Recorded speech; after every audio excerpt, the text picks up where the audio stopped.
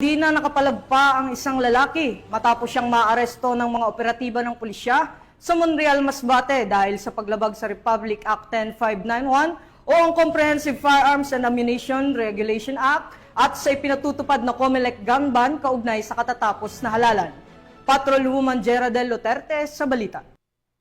Isang lalaki sa Barangay Famoso, Monreal, Masbate dahil sa paglabag sa Republic Act 10591 o ang Comprehensive Firearms and Ammunition Regulation Act kaugnay ng umiiral na COMELEC gun ban alinsunod sa Resolution Number 11067.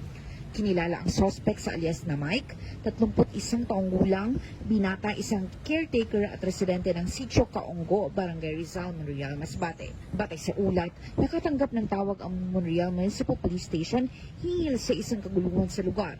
Agad rumisponde ang mga tauhan ng pulisya at pagdating sa pinangyarihan ng insidente ay inabutan nilang nasa kustodiya ng opisyal ng barangay ang suspect. Isinuko ng barangay ang suspect sa mga otoridad kasama ang na-recover na isang caliber 45 Colt MK4 pistol at isang magazine na may lamang 2 bala. Dinala sa Monreal FPS ang suspect at ang mga nakumpiskang ebidensya para sa kaukulang dokumentasyon at pagsasampa ng kaso sa paglabag sa RA 10591 at COMELEC gun ban. Muling pinaalalahanan ng pamunuan ng Masbate Police Provincial Office ang publiko na mahigpit na sundin ang mga umiiral ng batas upang maiwasan ang mga insidenteng katulad nito.